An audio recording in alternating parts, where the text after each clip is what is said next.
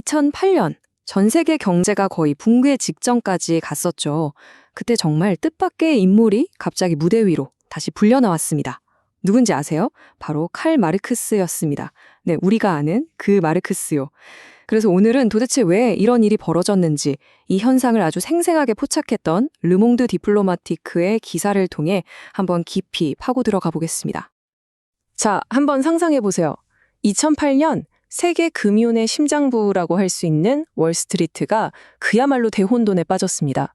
그런데 바로 그 아수라장 한복판에서 시위대가 이런 팻말을 들고 나타난 겁니다. 마르크스가 옳았다.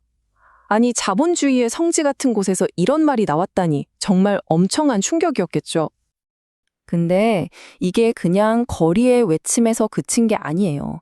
독일 프랑크푸르트에서는 마르크스의 대표작, 그러니까 자본주의를 해부한 바로 그 책, 자본론, 판매량이요. 글쎄 하룻밤 사이에 3배나 치솟았다고 합니다.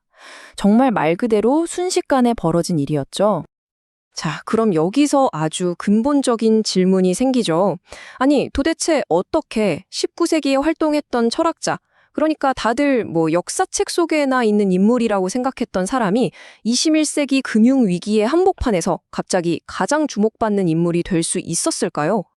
이 질문에 대한 답을 찾기 위해서 우리는 이 모든 일이 벌어지고 있던 바로 그 현장으로 가보려고 합니다. 철학자 류시앙 세브가 2008년 12월 르몽드 디플로마티크에 기고한 글인데요. 제목은 금융위기 속에 마르크스를 되돌아보다. 이걸 통해서 당시 사람들이 어떤 생각을 했는지 그 생생한 목소리를 직접 들어볼 수 있을 겁니다. 자, 그럼 마르크스의 귀환이 왜 그렇게 큰 충격이었는지 제대로 이해하려면 먼저 위기가 터지기 직전의 세상은 어떤 믿음을 가지고 있었는지부터 알아봐야 합니다. 그 당시 세상을 지배하던 생각은 한마디로 역사의 종말이라는 거였어요. 류시앙 세부가 기사에서 지적했듯이 냉전이 끝나면서 이제 더 이상 큰 이념 전쟁은 끝났다는 거죠. 자유민주주의와 자본주의가 이겼고 이게 인류 사회의 최종적인 형태다. 이런 분위기였던 겁니다. 이게 그냥 일부의 생각이 아니었어요. 정치계, 언론, 학계 할 것 없이 사회 전체를 떠받치는 거대한 기둥 같은 믿음이었죠. 그래서 다른 미래를 상상하는 건 그냥 비현실적인 몽상 취급을 받던 시절이었습니다. 그런데 바로 그 순간 쾅 하고 터진 겁니다. 불과 몇 주 만에 그 견고했던 믿음의 체계가 와르르 무너지기 시작했죠. 오늘 우리가 보는 기사에서도 2008년 금융위기를 엄청난 금융 대지진이라고 표현하는데요. 정말 딱 맞는 말 같아요.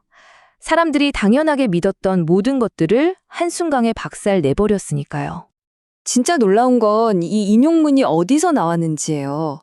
무슨 급진 좌파 잡지가 아니고요. 영국의 대표적인 보수 신문인 데일리 텔레그래프입니다.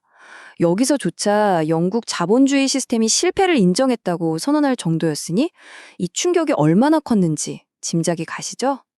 자, 이렇게 기존의 믿음이 완전히 흔들리니까 사람들은 어떻게 했을까요?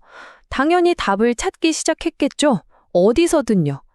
그리고 그 과정에서 아주 오래되고 예상치 못했던 인물을 다시 꺼내들게 된 겁니다.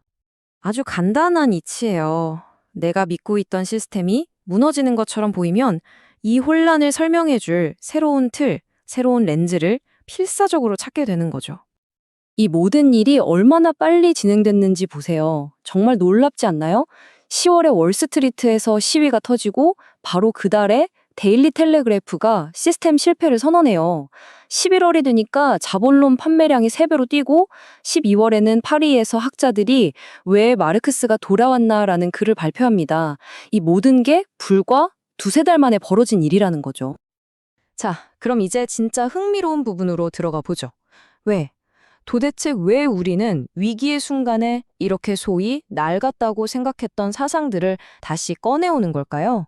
이런 지적 부활이 어떻게 일어나는지 한번 뜯어보겠습니다.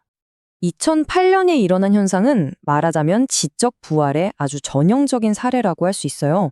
현실 세계에서 거대한 충격이 오면 사회 전체가 이미 덮어버렸다고 생각했던 책을 다시 펼치게 되는 거죠.